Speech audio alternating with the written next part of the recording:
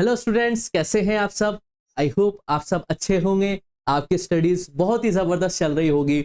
मेरा नाम है इंजमाम खान। स्वागत करता हूं आपका हमारे शानदार यूट्यूब प्लेटफॉर्म जिसका नाम है FMI करियर इंस्टीट्यूट।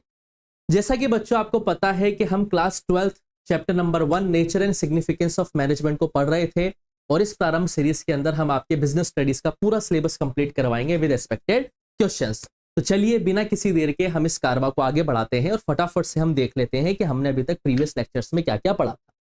तो ये कुछ टॉपिक्स हैं बेटा जो हमने प्रीवियस लेक्चर्स में पढ़े थे। अगर अभी तक आपने लेक्चर्स को नहीं देखा है तो आप प्लेलिस्ट में जाके प्रारंभ सीरीज क्लास 12 बिजनेस स्टडीज नाम से आपको एक प्लेलिस्ट देखने को मिल जाएगी। उसमें आपको सारे के सारे टॉपिक्स देखने को मिल जाएंगे। उन टॉपिक्स को जाके रिवाइज कीजिए, साथ के साथ नोट्स बनाइए ताकि आपको कोई दिक्कत ना आए। और कोई भी सवाल आता है, कोई भी डाउट आता है तो आप कमेंट सेक्शन में अपने सवालों को छोड़ सकते हो। क्लियर है बच्चों? तो चलिए बिना किसी देरी के हम स्टार्ट करते हैं। और आज जो हम टॉपिक पढ़ने वाले हैं, या मैं बता देता हूं कि प्रीवियस क्लास में जो हमने टॉपिक पढ़ा था वो हमने पढ़ा था लेवल्स ऑफ मैनेजमेंट। क्या आखिर मैनेजमेंट के क्या क्या लेवल्स होते हैं, जिसमें हमने 3 लेवल के बारे में बातचीत करी थी। टॉप लेवल, मिडिल लेवल और लोअर लेवल। टॉप लेवल वो होता है बेटा जो कंपनी की मेन प्लान्स और पॉलिसीज को बनाता है। मिडिल लेवल उसे इंप्लीमेंट करने का काम करता है, रिक्रूटमेंट का काम करता है। और लोअर लेवल को और टॉप लेवल के बीच में एक लिंक की तरह काम करता है, एक मीडिएटर की तरह काम करता है। कौन बेटा? Middle level of management. तो ये 3 लेवल्स ऑफ मैनेजमेंट जो है बेटा हमने प्रीवियस लेक्चर के अंदर पढ़े थे। आज जो हम टॉपिक पढ़ने वाले हैं बेटा वो हम पढ़ने वाले हैं functions of management. What is the function of management. तो आपको याद होगा कि डेफिनेशन क्या थी मैनेजमेंट की। Management is a process of getting things done with the aim of achieving goals effectively and efficiently. अब यहां पे हमने एक प्रोसेस पढ़ा था और मैंने आपको उस टाइम पे बताया था कि मैनेजमेंट का एक प्रोसेस हमने समझा था। या जो हमें टॉपिक पढ़ना है फंक्शंस, मैनेजमेंट के फंक्शंस बोल रहे हैं या मैनेजमेंट के हम प्रोसेस बोल रहे हैं, बात एक ही है। मैनेजमेंट के हमने 5 फंक्शंस देखे थे। एक होता है प्लानिंग, दूसरा हमने देखा था बेटा कौन सा? ऑर्गेनाइजिंग, ठीक, प्लानिंग, ऑर्गेनाइजिंग। तीसरा हमने बात करी थी स्टाफिंग। चौथा हमने बात करी थी बेटा डायरेक्टिंग। और लास्ट हमने बात करी थी बेटा कंट्रोलिंग। याद रखना बेटा ये जो फंक्शन है मैनेजमेंट का या जो मैनेजमेंट का प्रोसेस है, मैंडेटरी दिमाग में रखना, ये सीक्वेंस में चलेगा। इसका सीक्वेंस आप बिगाड़ नहीं सकते। इसको हम बोलते हैं POSDC। P for planning, O for organising, S for staffing, D for directing and C for controlling. तो ये चीज आपको ध्यान रखनी है कि जो मैनेजमेंट का फंक्शन है या जो मैनेजमेंट का प्रोसेस है वो सीक्वेंस में चलेगा। पहले आएगा प्लानिंग, फिर आएगा ऑर्गेनाइजिंग, फिर आएगा स्टाफिंग, फिर आएगा डायरेक्टिंग और फिर आएगा कंट्रोलिंग। आज की इस लेक्चर में हम इन टॉपिक्स को शॉर्ट में समझेंगे। आगे जाके इन टॉपिक्स के ऊपर एक एक पूरा चैप्टर बना हुआ है। हम प्लानिंग का पूरा चैप्टर पढ़ेंगे, हम ऑर्गेनाइजिंग का भी पढ़ेंगे, स्टाफिंग का भी पढ़ेंगे, डायरेक्टिंग का भी पढ़ेंगे और कंट्रोलिंग का भी पढ़ेंगे। तो आज जो हमें इस लेक्चर के अंदर समझना है, एक बेसिक इंट्रोडक्शन लेना है कि आखिर प्लानिंग क्या चीज है, ऑर्गेनाइजिंग में क्या होता है, स्टाफिंग में क्या होता है, डायरेक्टिंग में क्या होता है, या कंट्रोलिंग में क्या होता है, इसको हमें समझना है। आगे जब हम पढ़ेंगे चैप्टर नंबर 4, 5, 6, 7, 8, तो ये जो 4, 5, 6, 7, 8 चैप्टर है बेटा वो इन 5 फंक्शंस के बारे में ये, जिसमें पूरा डिटेल्ड में हमें चैप्टर पढ़ना है। प्लानिंग क्या है, इसके फंक्शंस क्या है, इसके फीचर्स क्या है, इसकी इंपॉर्टेंस क्या है, इसके एडवांटेजेस क्या है, इसके डिसएडवांटेजेस क्या है, इसका प्रोसेस कैसे चलता है, क्या क्या प्रोसीजर हमें फॉलो करना पड़ता है प्लानिंग के दौरान। ये सारी की सारी चीजें हम 4, 5, 6, 7, 8 चैप्टर के अंदर अच्छी तरीके से पढ़ने वाले हैं। तो आज ये जो हमारा लेक्चर है nature and significance of management का, फंक्शंस ऑफ मैनेजमेंट जो हम टॉपिक पढ़ने वाले हैं, इसमें हम एक बेसिक इंट्रोडक्शन लेंगे कि प्लानिंग क्या है, ऑर्गेनाइजिंग क्या है, स्टाफिंग क्या है, डायरेक्टिंग क्या है और कंट्रोलिंग क्या है। सबसे पहले हम बात करेंगे प्लानिंग पे। P फॉर प्लानिंग और P फॉर प्राइमरी फंक्शन। याद रखना बेटा किसी भी बिजनेस ऑर्गेनाइजेशन का पहला फंक्शन जो होता है वो होता है बेटा प्लानिंग। कोई भी काम करने से पहले आपको सबसे पहला जो काम करना पड़ेगा वो करना पड़ेगा प्लानिंग। प्लानिंग बहुत जरूरी है, जिसे हम हिंदी में कहते हैं नियोजन।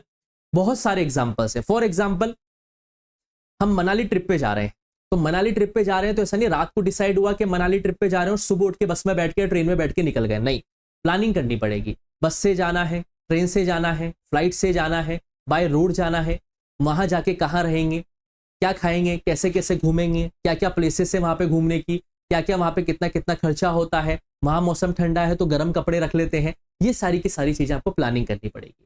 कितने दिन वहां रहना है, कब वापस आना है, कैसे वापस आना है, ये सारी की सारी प्लानिंग करनी पड़ेगी।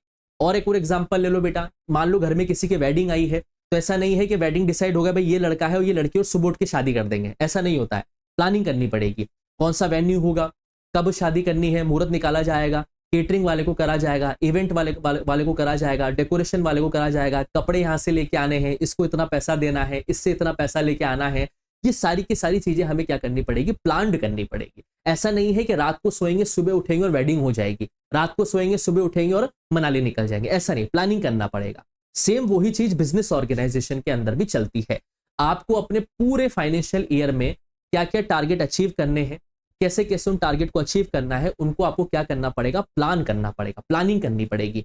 So the first and the most important and the primary function of business organization, और we can say that the primary function of management is called planning. अब प्लानिंग का मेन मतलब क्या होता है, एडवांस में ही ये डिसाइड करना कि क्या करना है, कैसे करना है, किसके जरिए किया जाएगा, what to do, how to do, when to do and who is going to do it. क्या करना है, कैसे करना है, कब करना है और कौन करेगा, इन चीजों को एडवांस में ही डिसाइड करना क्या कहलाता है बेटा, प्लानिंग कहलाता है। जो साल भर के हमें क्या ऑब्जेक्टिव्स अचीव करने हैं, हाउ कैसे अचीव करने हैं, व्हेन कब तक अचीव कर लेने हैं, एंड हु किसके जरिए किए जाएंगे, इन सब चीजों को डिसाइड करना एडवांस में ही क्या कहलाता है बेटा, प्लानिंग कहलाता है। प्लानिंग एक वो चीज है बेटा जो हमें अपने लक्ष्य तक पहुंचने के बीच में जो गैप आ रहा है, उस गैप को कंप्लीट करने का काम करता है बेटा कौन सा फंक्शन, प्लानिंग फंक्शन। ये बात ध्यान रखना है। तो what to do, how to do, when to do and who will do this task, इन सब चीजों को एडवांस में ही प्रिपेयर करना। मतलब देखो फ्यूचरिस्टिक चीज है, भविष्य में जो चीजें हम करने वाले हैं उनको एडवांस में ही क्या करना, प्लान करना ही क्या कहलाता है बेटा, प्लानिंग कहलाता है। इसलिए प्लानिंग जो होता है वो मैनेजमेंट का प्राइमरी फंक्शन होता है, या जिसे हम कह सकते हैं एक बेसिक फंक्शन होता है बेटा। प्लानिंग जो होता है बेटा, जहां हम आज खड़े हैं और जहां हमें पहुंचना है उसके बीच का जो गैप है, where we want to reach and where we are stand, इन दोनों के बीच में जो गैप है, उस गैप को पूरा करने का काम कौन करती है बेटा, प्लानिंग। फॉर एग्जाम्पल अभी हम 1 अप्रैल को खड़े में और हमें पहुंचना है बेटा 31 मार्च तक। भाई फाइनेंशियल ईयर यही चलता है, 1 अप्रैल को हमारा बिजनेस स्टार्ट हुआ और 31 मार्च तक हमें क्या क्या टारगेट अचीव करने हैं। तो इसका बीच का जो गैप है कि क्या अचीव करना है, कैसे अचीव करना है, कौन करेगा और कितने समय में करेगा, ये गैप है ना बीच का। 1 अप्रैल को हम खड़े हैं, समझो इस बात को, और 31 मार्च तक हमारा फाइनेंशियल ईयर एंड होगा। इस पूरे साल के हमें टारगेट बनाने हैं, तो क्या ऑब्जेक्टिव हमारे रहेंगे, कैसे उसे अचीव करना है, कब अचीव करना है और कौन अचीव करेगा। ये जो गैप है, इस गैप को फिल करने का काम कौन करती है बेटा, प्लानिंग करती है। तो याद रखना एडवांस में ही what to do, how to do, when to do, इन सब के सवालों के जवाब जानना ही क्या कहलाता है बेटा, हमारा प्लानिंग कहलाता है। तो प्लानिंग एक बेस है बेटा, एक प्राइमरी फंक्शन है मैनेजमेंट का, प्राथमिक कार्य है बेटा प्लानिंग किसका, प्रबंधन का। ये चीज आपको यहां पे दिमाग में सेट कर लेनी है अच्छी तरीके से। क्लियर है या नहीं है बेटा, पहले इतना बताइए, हाँ या ना।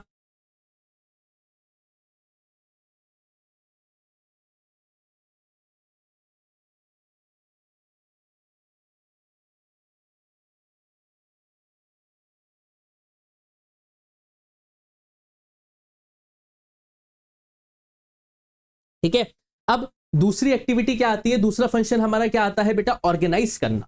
ऑर्गेनाइज करने का मतलब क्या होता है, देखिए याद रखना मैनेजमेंट के सारे फंक्शन जो है बेटा वो सीक्वेंस वाइज में चलेंगे। देखिए जब अगर आपने प्लानिंग कर ली है, आपने प्लानिंग अच्छी तरीके से कर ली, तो अब मैनेजर का काम यह है कि जो हमने प्लान करी है उन सारी प्लानिंग को एक तरीके से, एक ऑर्गेनाइज्ड वे में, एक स्ट्रक्चर्ड वे में हमें क्या करना है बेटा, इंप्लीमेंट करना है।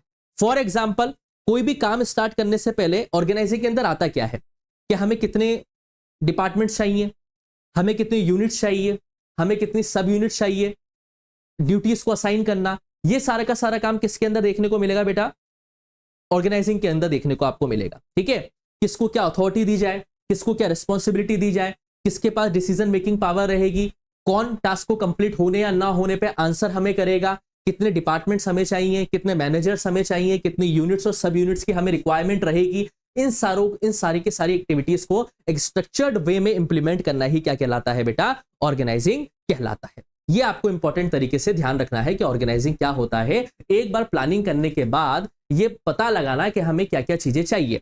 फॉर एग्जाम्पल जैसे हम शादी कर रहे हैं, तो शादी के अंदर हम क्या करते हैं कि गेस्ट लिस्ट बनाते हैं, नहीं बनाते हैं बेटा कि कौन कौन से गेस्ट आएंगे, किस किस गेस्ट को क्या क्या हमें गिफ्ट देना है, रिटर्न गिफ्ट देना है। तो ये सारी की सारी चीजें करना ही क्या कहलाता है बेटा, ऑर्गेनाइजिंग कहलाता है। ये आपको ध्यान रखना है। दोनों फंक्शन क्लियर हो गए बेटा। तीसरा हमारा फंक्शन आता है स्टाफिंग। अब स्टाफिंग शब्द ही किससे निकला है, स्टाफ से, मतलब रिक्रूटमेंट होगी, यहाँ पे वैकेंसी निकाली जाएगी, यहाँ पे सिलेक्शन किया जाएगा, जहां पे रिक्वायरमेंट है एम्प्लॉयज को ट्रेनिंग देने की, वहां पे ट्रेनिंग दी जाएगी। तो ऑर्गेनाइजिंग के बाद जो इंपॉर्टेंट फंक्शन आता है वो आता है बेटा स्टाफिंग का। इसके अंदर हम क्या करते हैं, रिक्रूटमेंट करते हैं, भर्ती निकालते हैं, वैकेंसी निकालते हैं, उनको सिलेक्शन करते हैं, उनको सेलेक्ट करते हैं, उनको ट्रेनिंग देते हैं, जहां पे किसी को रिक्वायरमेंट है तो उनको ट्रेनिंग देना है ना, एम्प्लॉयज को अपॉइंट करना, ये सारे के सारे काम किसके होते हैं बेटा, स्टाफिंग के। फॉर एग्जांपल ऑर्गेनाइजिंग में हमें ये तो पता है कि हमें डिफरेंट डिफरेंट डिपार्टमेंट चाहिए, अगर हमें परचेसिंग डिपार्टमेंट चाहिए, हमें रिसर्च एंड डेवलपमेंट डिपार्टमेंट चाहिए, हमें मार्केटिंग डिपार्टमेंट चाहिए, लेकिन उस डिपार्टमेंट के अंदर काम करने के लिए हमें स्टाफ की रिक्वायरमेंट भी होगी। तो वो जो स्टाफ को अपॉइंट किया जाता है, रिक्रूट किया जाता है, सेलेक्ट किया जाता है, उन्हें ट्रेनिंग दी जाती है, वो सारा का सारा प्रोसीजर आपको कहां पे देखने को मिलेगा बेटा, स्टाफिंग फंक्शन के अंदर देखने को मिलेगा। याद रखना है इसके अंदर ट्रेनिंग भी आ जाती है, टाइम टाइम पे किस एम्प्लॉय को उसकी परफॉर्मेंस के अकॉर्डिंग उसको कितना इंसेंटिव देना है, उसको कितना प्रमोशन देना है, या उसको कोई अदर बेनिफिट्स देने हैं, ये सारी की सारी चीजें भी आपको किसके अंदर देखने को मिलेगी बेटा, स्टाफिंग फंक्शन के अंदर देखने को मिलेगी। अब स्टाफ को आपने रिक्रूट तो कर लिया, लेकिन क्या काम करेंगे, काम करेंगे तो जाहिर सी बात है काम करते वक्त उनको दिक्कतें भी निकल के आएगी, ये काम कैसे करना है, उनको परेशानी आएगी, मार्केट अगर चेंज होगा तो उस चेंज को अडॉप्ट करने में भी उन्हें दिक्कतें आएगी, वो परेशान होंगे। तो लगातार एम्प्लॉयज को मोटिवेट करना, उन्हें सुपरवाइज करना, उनकी समस्याओं को सुनना, उन्हें दिशा दिखाना, उनको इंस्ट्रक्शंस प्रोवाइड करवाना, एज ए लीडर काम करना, सुपरविजन करना, मोटिवेशन करना, कम्युनिकेशन करना, लीडरशिप करना, ये सारी की सारी चीजें हमें किसके अंदर देखने को मिलेगी बेटा, डायरेक्ट टीम के अंदर देखने को मिलेगी। फिर मैं बता रहा हूं बेटा, अभी हम इसे बिल्कुल शॉर्ट में पढ़ रहे हैं, आगे जब हम इन चैप्टर्स को डिस्कस करेंगे तो हम पूरा डिटेल्ड वे में पढ़ेंगे। तो डायरेक्टिंग के अंदर क्या आ जाता है बेटा, मोटिवेशन आ जाता है। जाहिर सी बात है कोई भी चीजें बदलेगी तो एम्प्लॉयज परेशान होते हैं, उनको मोटिवेट करने की जिम्मेदारी मैनेजर के पास होती है, और वो जो मोटिवेट करने वाला प्रोसीजर है वो डायरेक्टिंग के अंदर आता है। काम करते वक्त एम्प्लॉयज को बहुत सारी चीजें दिक्कतें फेस करनी पड़ेगी, हाँ या ना, उससे रिलेटेड सॉल्यूशन कौन प्रोवाइड कराएगा, मैनेजर डायरेक्ट करेगा। उन्हें सुपरवाइज करना, उन्हें लीड करना, उन्हें मोटिवेट करना, उनकी समस्याओं को सुनना, समझना और सॉल्यूशन देना, ये सारे के सारे जो काम होते हैं वो कौन से फंक्शन के अंदर आते हैं बेटा, डायरेक्टिंग के अंदर आते हैं। मतलब एम्प्लॉयज को क्या करना, डायरेक्ट करना, उन्हें मोटिवेट करना, उन्हें सुपरवाइज करना, उन्हें लीड करना ही क्या कहलाता है बेटा, डायरेक्टिंग कहलाता है। अब कंट्रोलिंग एक बहुत इंपॉर्टेंट फंक्शन है बेटा। प्लानिंग और कंट्रोलिंग को साथ साथ देखो। प्लानिंग में हमने ये प्लानिंग करी कि 1 अप्रैल से लेकर 31 मार्च तक हमें इतनी सेल करनी है, फ्यूचरिस्टिक है, भविष्य को हमने एडवांस में प्लान किया है कि 1 अप्रैल से लेकर 31 मार्च तक हमें क्या करना है, कितना सेल करना है। कोई भी एक अमाउंट आप अपने हिसाब से इमेजिन कर लीजिए। कंट्रोलिंग में हम क्या करते हैं, कंट्रोलिंग का मतलब क्या है कि जो टारगेट हमने सोचे थे और जो टारगेट हमने अचीव किए हैं, जरूरी तो नहीं है वो सेम हो। आपने तैयारी इस हिसाब से की हो कि आपके 12th में 98% आ जाए, लेकिन 12th का छोड़ो, मान के चलिए आपके यूनिट टेस्ट आ रहे हैं, अब आप तैयारी इस हिसाब से करके गए बेटा कि आपके 50 आउट ऑफ 50 आ जाए। मान के चलिए आपके यूनिट टेस्ट 50 नंबर का था, तो आप तैयारी इस हिसाब से करके गए कि आपके 50 आउट ऑफ 50 आ जाएंगे, तैयारी करके गए, मतलब आप प्लानिंग करके गए। लेकिन जब आपने एक्चुअल में एग्जाम दिया तो आपके नंबर आए 40। तो प्लानिंग हमने करी थी 50 मार्क्स की, ठीक है, वो तो प्लानिंग हो गई, लेकिन एक्चुअल में हमारे नंबर कितने आए, 40। वो कंट्रोलिंग नहीं है, समझो। एक्चुअल में प्लानिंग हमने करी थी 50 मार्क्स की और आए हमारे 40 मार्क्स, यानी कि 10 मार्क्स का कहीं ना कहीं हमें घपला देखने को मिला है। ये 10 मार्क्स जो हमारे कम रहे हैं, इसको एनालाइज करना, इस गलती को सुधारना, ताकि आने वाले यूनिट टेस्ट में दिक्कतें ना हो, उसी को हम क्या कहते हैं बेटा, कंट्रोलिंग कहते हैं। याद रखना बेटा, प्लानिंग जो आपने करी हो तो फ्यूचरिस्टिक है, आपने भविष्य में देखा है कि आपके 50 मार्क्स आ जाएंगे, लेकिन एक्चुअल में आपके मार्क्स आए 40, यानी कि 10 मार्क्स आपके कम आए। तो आप उस आंसर शीट को एनालाइज करते हैं पूरी तरीके से कि मैंने कहां कहां किस किस जगह पे गलती करी है, आने वाले एग्जाम में मुझे ये गलतियां नहीं करनी है, ताकि मैं अपने टारगेट को और भी अच्छी तरीके से क्या कर पाऊं, अचीव कर पाऊं। सेम वैसा ही कंट्रोलिंग के अंदर होता है बेटा। अगर किसी बिजनेस ऑर्गेनाइजेशन ने या कोई मैनेजर ने कोई प्लानिंग करी है और अगर प्लानिंग के अकॉर्डिंग हमें रिजल्ट नहीं मिलते हैं, तो रिजल्ट हमें क्यों नहीं मिले, what are the reasons behind that, उसके पीछे के रीजंस क्या हैं, उन रीजंस को फाइंड आउट करना और उन रीजंस के अकॉर्डिंग जो भी हमें करेक्टिव मेजर्स उठाने हैं, वो करेक्टिव मेजर्स उठाना ही क्या कहलाता है बेटा, कंट्रोलिंग कहलाता है, ताकि आने वाले नेक्स्ट फाइनेंशियल ईयर में हम वो गलतियों को दोबारा दोहराए नहीं।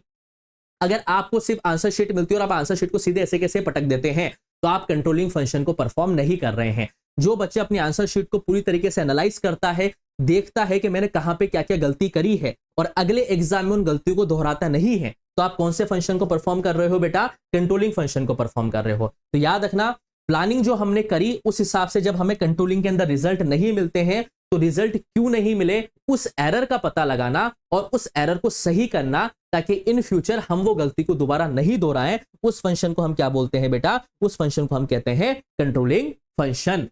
आई होप आपको ये पांचों के पांचों फंक्शंस ऑफ मेजरमेंट बहुत ही अच्छी तरीके से समझ में आए होंगे। एक हिंट दिया है, एक आइडिया दिया है बेटा आपको पांचों फंक्शंस ऑफ मैनेजमेंट के बारे में मैंने। इन फ्यूचर जब हम आगे 4 से लेकर 8 चैप्टर तक पढ़ेंगे, 4 है planning, organising, staffing, directing, controlling, 4, 5, 6, 7, 8, ये 5 चैप्टर्स हम पढ़ेंगे। ये सारे के सारे इन ही टॉपिक्स के ऊपर पूरे पूरे चैप्टर्स हैं, जिसमें हम इनके फीचर्स, इंपॉर्टेंस, इनके एडवांटेजेस, डिसएडवांटेजेस, इनके प्रोसेस को पूरी तरीके से समझेंगे।